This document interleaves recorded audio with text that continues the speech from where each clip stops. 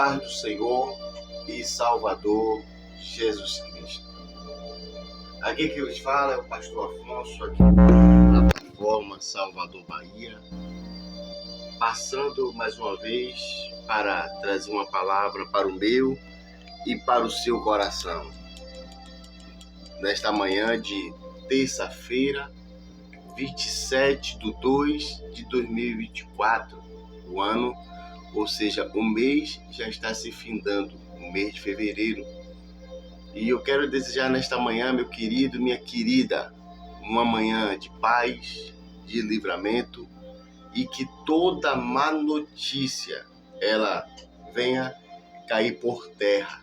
Eu quero agradecer a você que tem nos acompanhado aqui neste humilde canal, Mensagem e Podcast com o Pastor Afonso.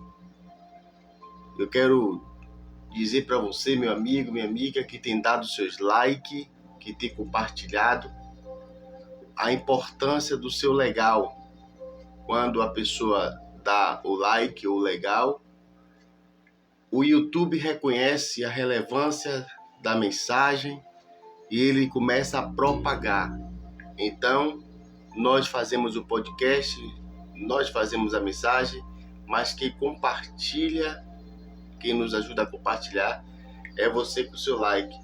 E vamos compartilhar, porque esta palavra, palavra de vida, são assuntos maravilhosos que pode edificar uma vida.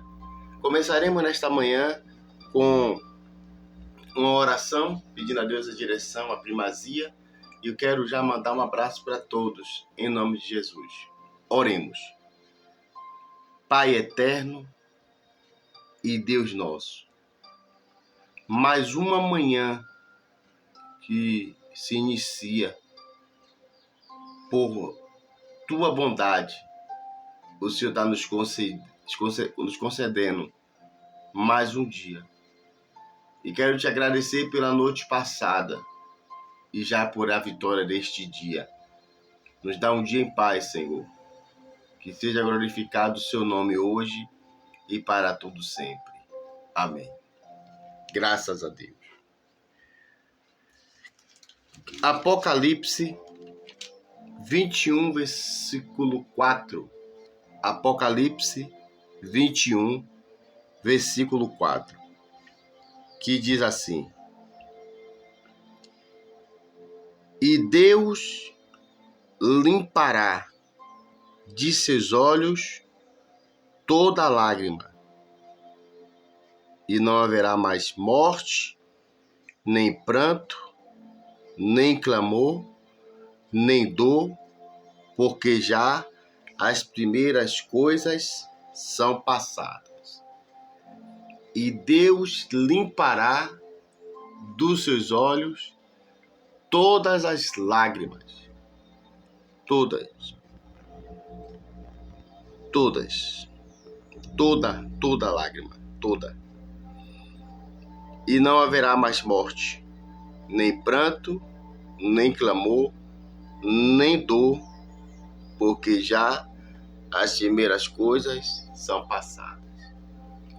Irmãos, eu costumo dizer que para se entender um texto, nós temos que ler o contexto.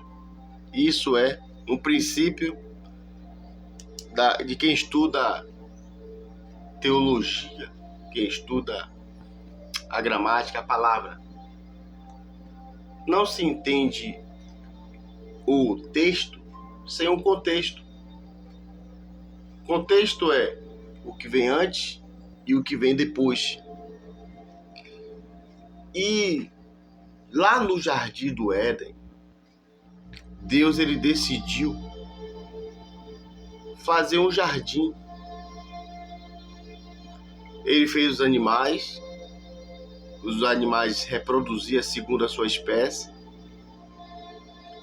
E depois que ele fez o jardim, ele fez o homem. Deus ele não fez o homem para depois fazer o jardim. Não. Ele fez o jardim e depois colocou o homem.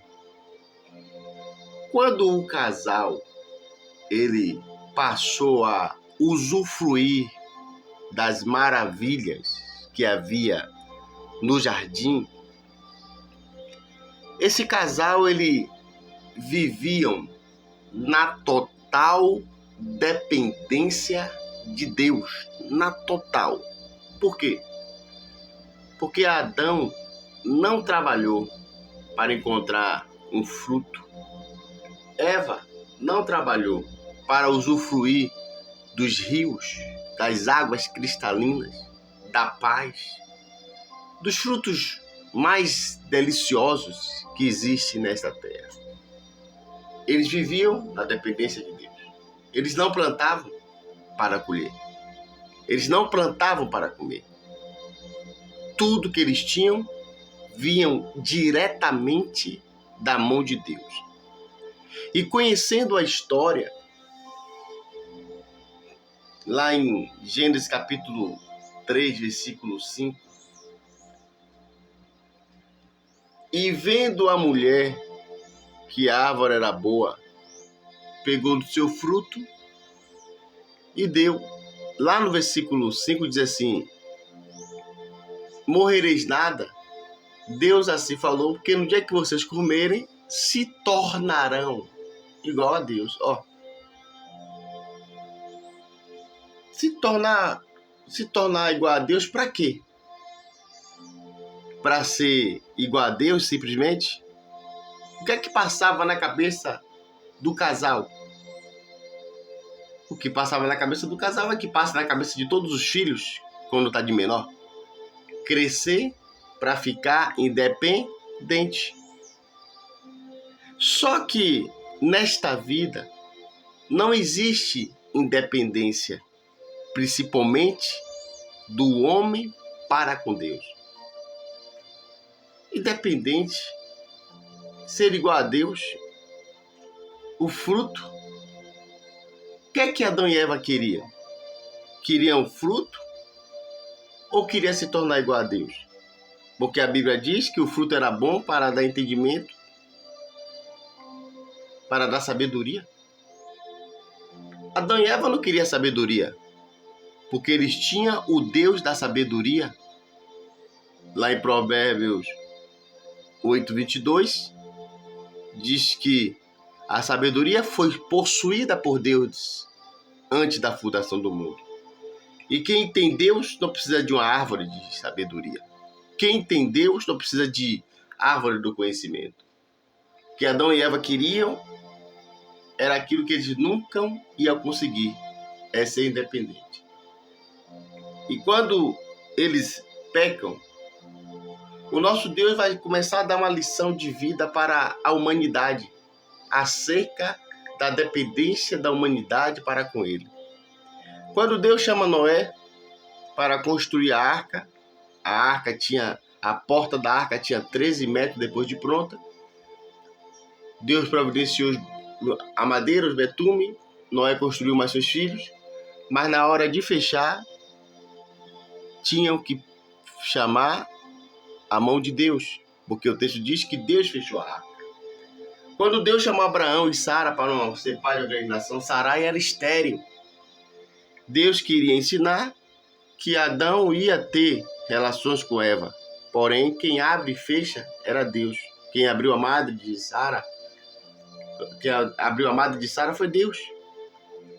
Nós vamos ver Gideão lutando com 300 e ganhando. Vai surgir na história a mulher do fluxo de sangue com 12 anos, o paralítico de 38 anos, o cego Bartimeu. Vai aparecer na história a mulher encurvada de 18 anos. Pedro vai pescar a noite inteira e não vai pegar nada. O que é que os céus estavam querendo ensinar para Israel diante dessas pessoas com tanto tempo de enfermidade? Mas quando Jesus chegava, quem era enfermo ficava curada, até enfermidade incurável, como tipo a lepra. Ou seja, Jesus permitiu que Lázaro ficasse na tumba por 4 dias para chegar ao ponto da impossibilidade humana de restaurá-lo, de ressuscitá-lo. Porém, quando ele chega, Lázaro sai para fora. A filha de Jairo também teve o seu corpo esfriado, a sua pupila dilatada, as suas unhas roxeadas, porque também morreu. Mas quando ele chega para dizer assim: sem mim, vocês não podem fazer nada. E o que é que tem a ver com o texto a qual que nós lemos? Deus limpará toda lágrima. Porque eu digo a você que se você chorar hoje, você vai enxugar suas lágrimas. Tem pessoas que já andam com lenço, porque sabe que pode chorar. Quando nós nos emocionamos, choramos. Quando nós nos alegramos, choramos. Entristecemos, choramos. E quando se fala de choro, dá logo uma inclinação para a tristeza. Ainda sabemos que podemos chorar de alegria, mas quando nós falamos assim: Deus limpará dos seus olhos todas as lágrimas, vem na nossa cabeça alguém copiosamente chorando, alguém desesperadamente chorando nesse momento. E Deus me usando nesta manhã para dizer assim: Deus vai enxugar toda a lágrima, toda. Por que Deus fez questão de falar conosco nesta manhã sobre isso? Porque Jesus falou: sem mim vocês não podem fazer nada. Se você enxugar, se eu enxugar, vamos chorar de novo. Se eu pegar o lenço e enxugar, eu vou enxugar. Mas Jesus está dizendo assim: no dia que eu enxugar suas lágrimas, nunca mais vocês chorarão. Ou seja, todo o contexto bíblico é os céus nos ensinando que sem ele a gente não pode fazer nada. De Gênesis a Apocalipse. É uma coisa linda quando Deus permite situações de deserto. Quando Deus tirou Israel do deserto, Israel encontrou águas amargas. Deus curando as águas, Israel encontrou sede, Israel encontrou fome e tudo, nada eles resolviam, tudo era Deus que resolvia. Meu irmão, minha irmã, meu amigo, falemos para nós mesmos. Sem Deus, a gente não pode fazer nada. Nada. Está escrito: sem mim, vocês não podem fazer nada.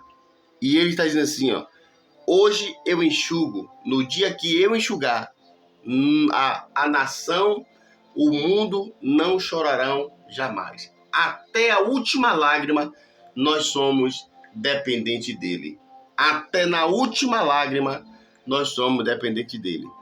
Quando o jovem está na adolescência, quero ficar de maior, e para poder ir para tal lugar, mas depois nós encontramos para a realidade da vida, nós entendemos que realmente sempre nós dependemos de alguma coisa. Sempre o ser humano vai depender de Deus. Você sempre vai depender de Deus, seja o que for. Ah, eu conheço o juiz tal vai resolver. Você depende de Deus. Ah, leva o currículo porque fulano está esperando. Se você não colocar Deus na frente, não vai resolver. Ah, já está tudo resolvido porque fulano vai me atender.